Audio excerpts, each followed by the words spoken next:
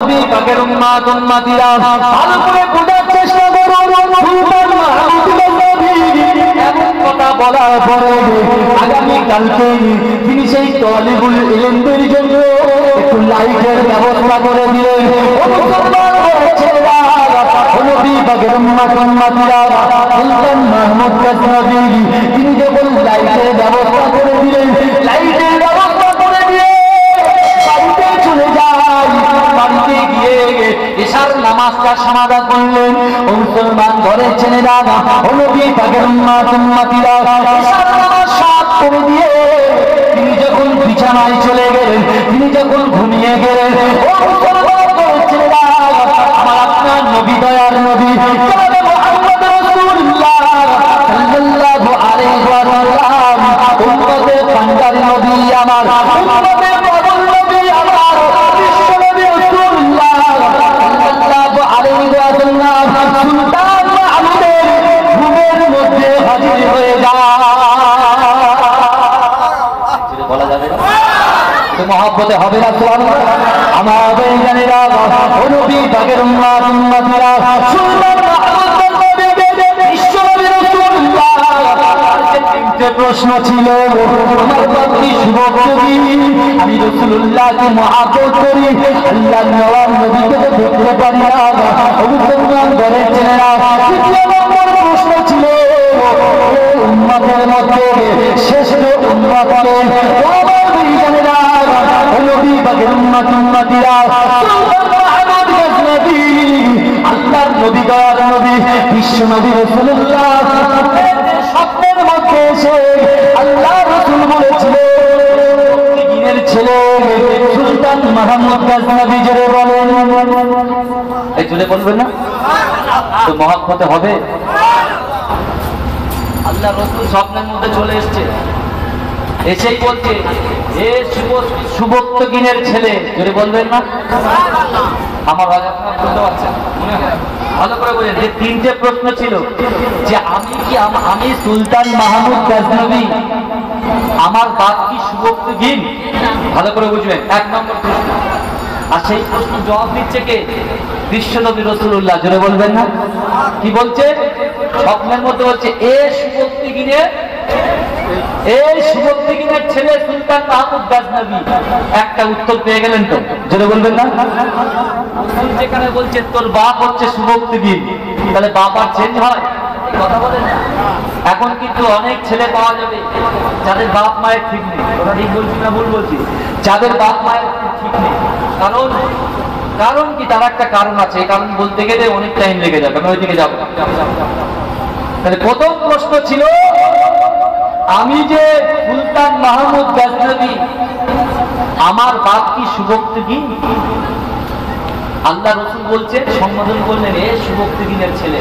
তাহলে তার আর বুঝতে বাকি থাকলো না যে আমার বাপ সঠিকই সুবক্তি গিন, জোরে বলে। দ্বিতীয় নম্বর, তার ইচ্ছা ছিল রাসূলুল্লাহর সঙ্গে একটি স্বপ্নে দিদার দেখা হবে। রাসূলুল্লাহ দিদার তিনি পেয়ে গেলেন, জোরে বলবেন না। এইবারে দ্বিতীয় প্রশ্ন, এই উম্মতের মধ্যে শ্রেষ্ঠ উম্মত কারা? আমার ভাইজানেরা, আমার আম্মা জানো বোনেরা, বিশ্ব নবী রাসূলুল্লাহ সাল্লাল্লাহু আলাইহি ওয়া সাল্লাম হাদিসের মধ্যে জানিয়ে দিয়েছে, আনা আবি হুরায়রা রাদিয়াল্লাহু তাআলা আনহু قال قال رسول الله সাল্লাল্লাহু আলাইহি ওয়া সাল্লাম ইযা মাতা الانسان انقطع عمله إلا من ثلاثة إلا من صدقة جارية أو علم ينتفع به أو ولد صالح يدعو له। মুসলমান ঘরের ছেলেরা, মানুষ যখন মারা যায়, মানুষ যখন মৃত্যুবরণ করে, তার আমলের কর্মধারাটা বন্ধ হয়ে যায়, তার আমল গুলো বন্ধ হয়ে যায়। আমার আপনার নবী সাল্লাল্লাহু আলাইহি ওয়া সাল্লাম জানিয়ে দিলেন, মানুষ যখন মৃত্যুবরণ করে তার আমলের কর্ম দ্বারা বন্ধ হয় ঠিকই, কিন্তু যদি আমার উম্মতরা করে যেতে পারে, আমি রাসূলুল্লাহ ওয়াদা করলাম সেই উম্মত তিনটে আমল করে কবরের মধ্যে প্রবেশ করবে। সে মরে যাওয়ার পরে ওই তিনটে আমল করার কারণে তার কবরের মধ্যে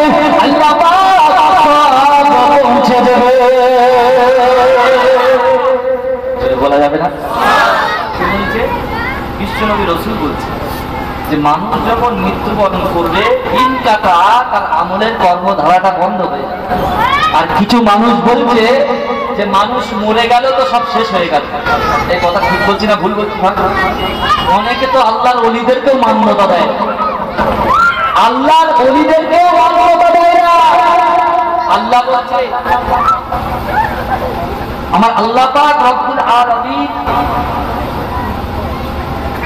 তার বান্দাদেরকে লক্ষ্য করে বলছেন, হে আমার বান্দারা, তোমরা আমার দিকে আমার কাছে ক্ষমা প্রার্থনার জন্য প্রতিযোগিতা করো।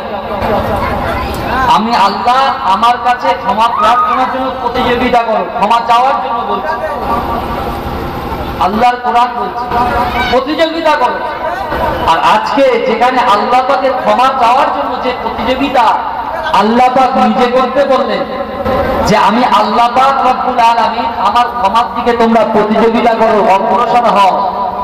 শুধু তাই নয়, আমি আল্লাহ তোমাদের জন্য কিরাম জান্নাত রেখেছি। তোমরা যে দুনিয়াটা দেখছো, আসমানটা দেখছো, এক একটা জান্নাত এরকম আসমান এবং দুনিয়ার মতো বড়। জোরে বলুন না সুবহানাল্লাহ। জোরে বলা যাবে না?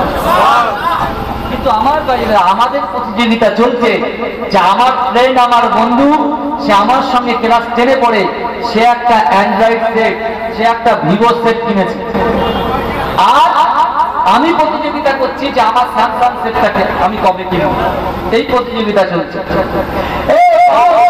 প্লাটিনা গাড়ি কিনে দিয়েছে, বন্ধুকে বলছে বন্ধু আমার আব্বা আমাকে প্লাটিনা বাইক কিনে দিয়েছে। বন্ধু বলছে তার আব্বার কাছে শুনে এসছে, তার আব্বার কাছে গিয়ে বলছে আমার পালসার দিতে হবে। আবার যে পালসার নিয়েছে আর একজনের কাছে গিয়ে বলছে আমার সিবিআর দিতে হবে। যে আমার সিবিআর কিনেছে সে বলছে আমাকে রয়্যাল এনফিল্ড দিতে হবে। এই প্রতিযোগিতা চলছে। কেউ বলছে আমি একতলা বেঁধেছি খুব কষ্ট করে, বলছে আমার দুতলা করতে হবে। কেউ বলছে আমার তিনতলা করতে হবে, কেউ বলছে চারতলা করতে হবে। কেউ বলছে আমি একটা জেট কিনেছি, বলছে সুইফট কিনতে হবে। কেউ বলছে সুইফট কিনেছি, কেউ বলছে আমি এক্সইউভি 300 কিনবো। আবার কেউ বলছে তুই 300 কিনেছি, আমি 500 কিনবো। এরকম ভাবে রেশারেশি করছে। কিন্তু খোদার কসম করে বলছি, দুনিয়াবি ক্ষেত্রে আল্লাহ পাক যে সুবিধা আপনাকে আমাকে আমাদের দিয়েছে, দুনিয়ার জমিনে কাউকে কিন্তু এমন সুযোগ দেয়নি। জোরে বলবেন না? এই জোরে বল। আল্লাহ পাক মুসলমানকে এত ভালোবাসে, নারী জাতিকে এত ভালোবাসে। কোরআন শরীফের মধ্যে নারীকে আল্লাহ এতটাই প্রাধান্য দিলেন, একজন নারীর নামে আল্লাহ কোরআনের সূরা দিলেন, যে সূরার নাম সূরা মারিয়াম। জোরে বলবেন না সুবহানাল্লাহ? শুধু সূরা মারিয়ামের কথা বললে অন্য অন্য নারীরা তারা দুঃখ পাবে, বেজার হয়ে যাবে। তার জন্য আল্লাহ পাক নারী জাতিকে খুশি করার জন্য আল্লাহ পাক টোটাল নারী জাতিদের জন্য একটা কোরআনের সূরা আল্লাহ পাক কোরআনের মধ্যে একটা সূরার নাম দিয়ে দিলেন সূরা নিসা। জোরে বলে, এই জোরে বলবেন না? আল্লাহর মুমিন বান্দাদের জন্য সূরা মুমিনুন আল্লাহ দিয়ে দিলেন। জোরে বলা যাবে না সুবহানাল্লাহ? কিন্তু আল্লাহ পাক রব্বুল আলামিন আমাদেরকে মন রাখার জন্য তিনি যে কারনামাগুলো করেছেন, সেই আল্লাহ পাক বলছেন, আল্লাহ বলছে কুল ইন কুনতুম তুহিব্বুনাল্লাহা ফাত্তাবিউনি ইউহিব্বুকুমুল্লাহ। তোমরা যদি আমার রাসূলের হাবিব আপনি বলে দিন, আপনার উম্মতরা যদি আমি আল্লাহ আমার ভালোবাসা পেতে চাই, তারা যেন আপনাকে ভালোবাসে। জোরে বলবেন। আমাদের রাসূলুল্লাহর ভালোবাসা আমাদের অন্তরে রাখতে হবে কি হবে? এই কথা বলেন। আমার যুবক ভাইদেরকে বলে, বিশ্বনবী রাসূল সাল্লাল্লাহু আলাইহি ওয়াসাল্লাম যখন তাবুকের যুদ্ধে গিয়েছে, বিশ্বনবী রাসূলুল্লাহ যুবকদেরকে পেয়েছে। যেটা বলবেন না? রাসূল যখন খন্দকের যুদ্ধে গিয়েছে, খন্দকের যুদ্ধে রাসূল যুবকদেরকে পেয়েছে। রাসূল যখন বদরের যুদ্ধে গিয়েছে, রাসূলুল্লাহ যুবকদেরকে পেয়েছে।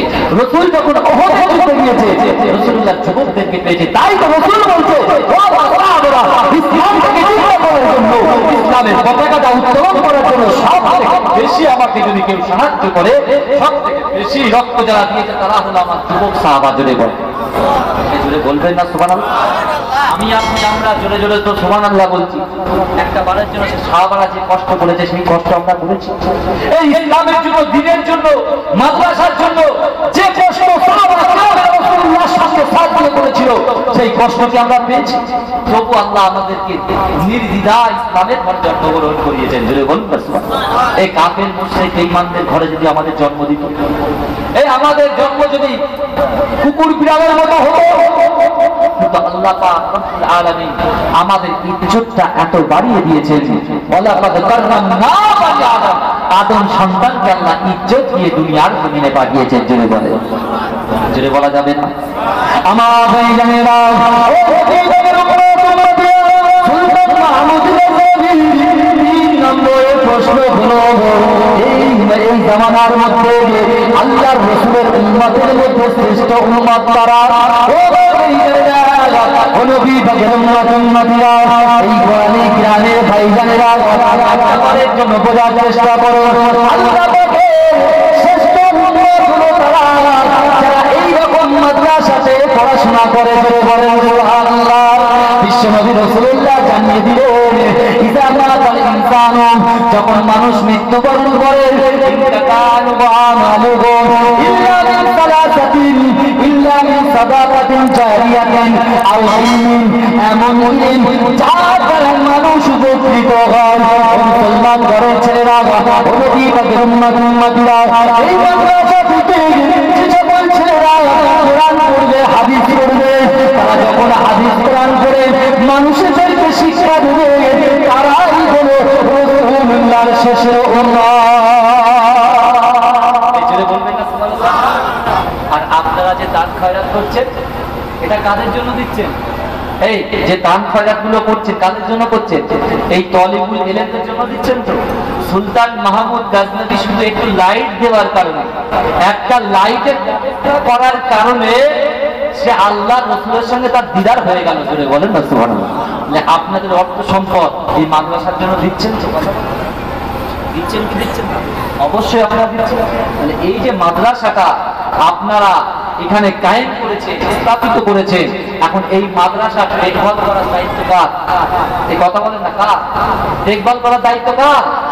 আপনাদের, এই গ্রামবাসী, এই পাড়াবাসী, মা বোনেদের। জোরে বলুন না সুবহানাল্লাহ। কারণ আমার বিশ্বনবী রাসূল সাল্লাল্লাহু আলাইহি ওয়াসাল্লাম বড় কষ্ট করেছে, বড় মেহনত করেছে। বিশ্বনবী রাসূল সাল্লাল্লাহু আলাইহি ওয়াসাল্লাম সর্বপ্রথমে আমার দয়ার নবী তার জীবনে কাফের বেঈমানেরা আমার রাসূলুল্লাহকে কোন ভাষা, আমার ভাইজানেরা, ও নবী পাকের উম্মতিরা, আমার আপনার নবী জনাব মুহাম্মদ রাসূলুল্লাহ সাল্লাল্লাহু আলাইহি ওয়াসাল্লাম জানিয়ে দিয়েছে যে মাদ্রাসা থেকে যে সকল ইলম ছেলেরা যদি ওই গ্রামের রাস্তা দিয়ে হেঁটে হেঁটে যায়, ও মুসলমান ঘরের ছেলেরা, আল্লাহ পাকের ফেরেশতাগুলো ওই তলিবুল ইলম ছাত্রদের পায়ের তলাতে তাদের জানাটা পিছিয়ে দেয়। ও মুসলমান ঘরের ছেলেরা, ও নবী পাকের উম্মতিরা, শুধু তাই নয়, সেই সকল সন্তানদের জন্য রব্বুল আলামিন তাদের বাবা, আত্মীয় স্বজন, পাড়াবাসী, গ্রামবাসী যারা দুনিয়া ত্যাগ করে চিরবিদায় দিয়ে বই কবরে চলে গেছে, তাদের কবরে এই মাদ্রাসার ওসিলায় সব পৌঁছে যায়। জোরে বলা যাবে না? আচ্ছা ভাইয়া, একটা কথা জিজ্ঞাসা করি, সচরাচর ইউটিউবে দেখা যায় অনেকে বলছে বাপ মায়ের কবরের ধারে যাবে না, জিয়ারত করবে না, এগুলো দলিল নেই। অনেকে বলে কি বলে না? কথা বলে না। আচ্ছা, আমরা তো ফুলপুরা মুজাদ্দেদ জামান দাদা হুজুর দরবারে জিয়ারত করতে চাই। এই মুজাদ্দেদ জামান দাদা হুজুর কিবলা কোনদিন বলেছেন যে মাজারে গিয়ে তোমরা সিজদা করো? এই সিজদা দেওয়ার কথা বলেছে? কখনো তিনি বলেননি। তিনি বলেছে তোমরা আদবের সঙ্গে যাবে, সূরা ফাতিহা শরীফ পড়বে, সূরা ইখলাস শরীফ পড়বে, দরুদ শরীফ পড়ে আল্লাহর কাছে পীরের ওসিলা নিয়ে দোয়া চাইবে। জোরে বলবেন না? এটাকে কত আলেমেরা অবহেলা করছে, কত আলেমেরা অবহেলা করছে। আমি আপনাদের বলি, আমার বিশ্বনবী রাসূল সাল্লাল্লাহু আলাইহি ওয়াসাল্লাম বলছে মায়ের পাক কদমের নিচে হচ্ছে সন্তানের জান্নাত। জোরে বলবেন না? এই জোরে বলা যাবে না সুবহানাল্লাহ। আজকে যে মাদ্রাসার ছেলেগুলো এসে পড়াশোনা করছে, এই যে পড়াশোনার মাধ্যমে যে টাকা পয়সাগুলো আপনার সাবরেশানি করার জন্য দিচ্ছেন, আচ্ছা এই টাকাগুলো কি বিফলে চলে যাবে বলে মনে হয়? এই বিফলে চলে যাবে বলে মনে হয়? খোদার কসম করে বলছি, কোনো বিফলে যাবে না। আমার মা তারা পরঘর হয়েছে, নিজের বাপের ভিটা ছেড়ে স্বামীর ভিটা এসেছে। এমন ভাবে আপনারা যারা এখানে বসে আছেন, আমাদের কওমের মধ্যে আমাদের বাড়ির মধ্যে, আমাদের লোকজনের মধ্যে, আমাদের ফ্যামিলির মধ্যে অনেকে আমরা এখানে বসে আছি যাদের বাপ মা ইন্তেকাল করেছে, ভাই ইন্তেকাল করেছে, বাবা ইন্তেকাল করেছে। কথা ঠিক বলছি না ভুল বলছি? এই কথা বলেন না? অনেকে ইন্তেকাল করেছে, কেউ বলতে পারবে না যে আমার গোত্রের মধ্যে থেকে কেউ ইন্তেকাল করে। এই কথা কেউ বলতে পারবে? কেউ বলতে পারবে না। আমাদের জানেরা নবী পাকের উম্মতিরা আজকে যদি আপনি এই মজলিসে বসতে পারে ও মুসলমান ঘরের ছেলেরা নবী পাকের উম্মতিরা খোদার কসম করে বলছি আপনাদের দোয়া, আপনাদের মাই মুরব্বী, আত্মীয় স্বজন করা, প্রতিবেশী, গ্রামবাসী, দাদা দাদি, নানা নানির কবরে নিশ্চয় এই সওয়াবটা আল্লাহ পৌঁছে দেবেন। জোরে বলেন সুবহানাল্লাহ। আমার ভাইজানেরা আল্লাহ পাকের একজন ওলি যার নাম হলো সালেহ মুররি। মুসলমান ঘরের ছেলেরা নবী পাকের উম্মতিরা আল্লাহ পাকের একজন ওলি বান্দা যার নাম হলো সালেহ মুররি রাহমাতুল্লাহ আলাইহি। এই সালেহ মুররি রাহমাতুল্লাহ আলাইহি রাস্তা দিয়ে টুক টুক করে ঘেটে ঘেটে যাচ্ছে। ও আমার ভাইজানেরা নবী পাকের উম্মতিরা রাস্তা দিয়ে যেতে যেতে হঠাৎ তিনি একটু ক্লান্ত হয়ে যায়। মুসলমান ঘরের ছেলেরা ক্লান্ত হয়ে যাবার সাথে সাথে তিনি সামনে দেখতে পাই সামনে একটা বড় কবরস্থান আছে।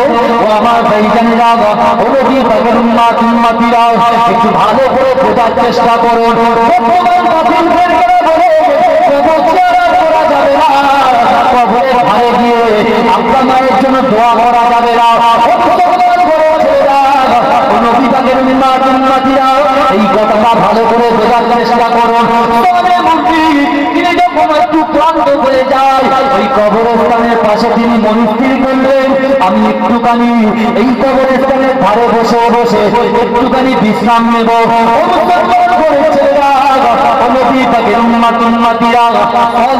বিশ্রামে চলে গেলেন। কিতাবের মধ্যে এসেছে আল্লাহ পাকের ওলি সালেহ মুররি এমন ভাবে কবরস্থানের দেয়ালে পিঠ ঠাকিয়ে এমন ভাবে তিনি ঘুমিয়ে পড়লেন। নবী পাকের উম্মতিরা যখন তিনি ঘুমিয়ে পড়লেন তিনি স্বপ্ন দেখছেন যে কবরস্থানের পাশে তিনি বসে আছেন। ওই কবরস্থান ফেটে গিয়ে মরা মানুষগুলো চিন্তা হয়ে গেছে। জোরে বলেন, জোরে বলুন না সুবহানাল্লাহ।